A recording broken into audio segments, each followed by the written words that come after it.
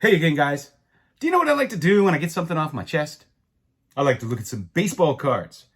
All right, I have a few items here I wanted to show you. I got this really unique photograph. I had never seen this before, and this is of Roberto Clemente, Willie Stargell, and Bob Robertson.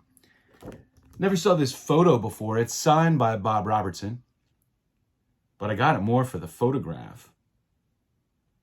Unique images of Clemente and Stargell. Bob Robertson actually hung out in my office one time. He got into sales after baseball. Today, he'd probably have tens of millions of dollars.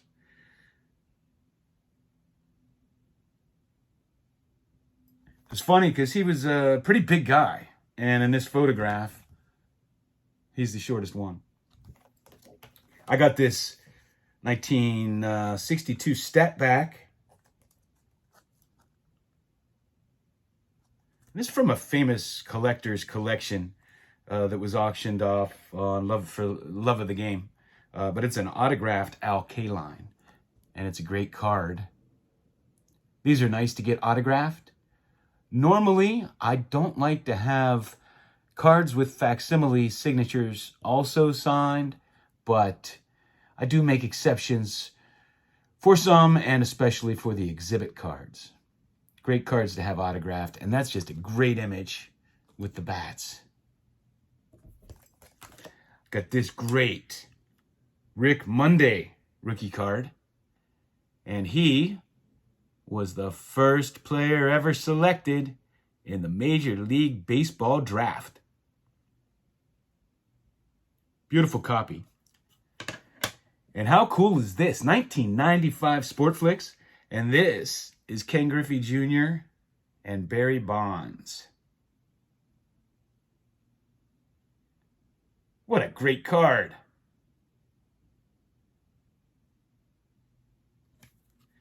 Got this Kenny Pickett. I think this is the short print. I have the other version. There's two versions of this particular swatch card I've seen. So now I have both versions, and I got this. This is a short print variation of George Pickens. Kenny Pickett and George Pickens. I always mess up their names. Mix them up. And I got the Topps Montgomery Club. Thought you guys might want to see the latest installment. So we have, man, this guy, I'm high on him. So I was glad they included him.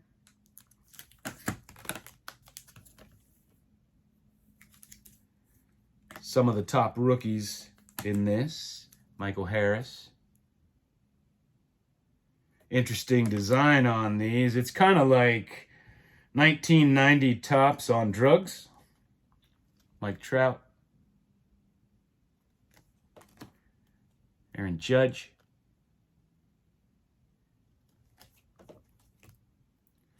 Justin Verlander.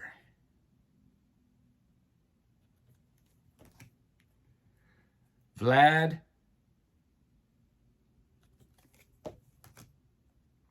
Jacob deGrom.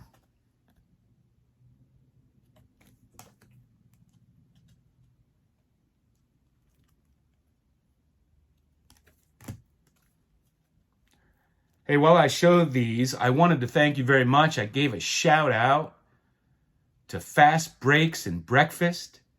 Asked for some support for that channel, and you guys did not disappoint. I think you got like 30 new subscribers, but if you missed that video or my post, go check them out. Fast Breaks and Breakfast. Paul there makes a good tandem with his daughter.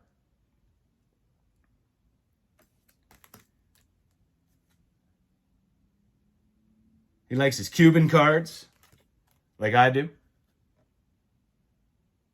Cuban players. Good friend of the community.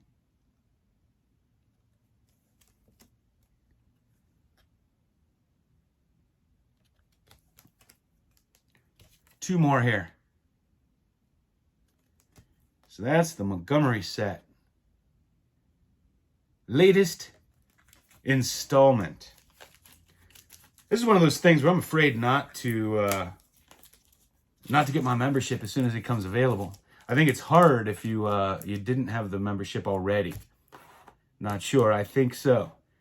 So my Pittsburgh Pirates continue on a roll, although they lost the last game. But man, they're fun to watch. It's fun to watch the small ball again. You know, they're ham and egging it. Everybody is contributing. They're playing like a true team. It reminds me of the '79 Pittsburgh Pirates team. They had brought in Lee Lacy, Bill Madlock, Phil Gardner, Tim Foley, Bill Robinson, John Milner. And these guys just played as a team. In addition, of course, to Willie Stargell and Dave Parker and some other stars we had. They had brought in Bert Blyleven. Brought over Chuck Tanner, put that team together. He was a good coach. And I don't know if you know this, but during that World Series, you know, they were down, 3-1? And Chuck Tanner's mom passed away.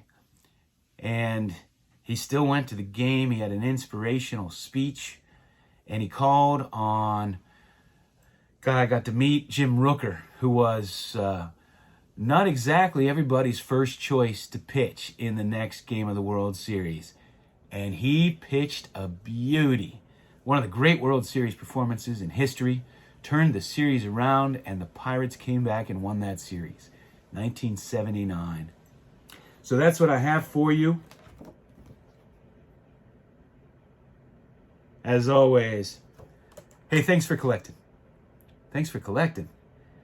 Thanks for watching.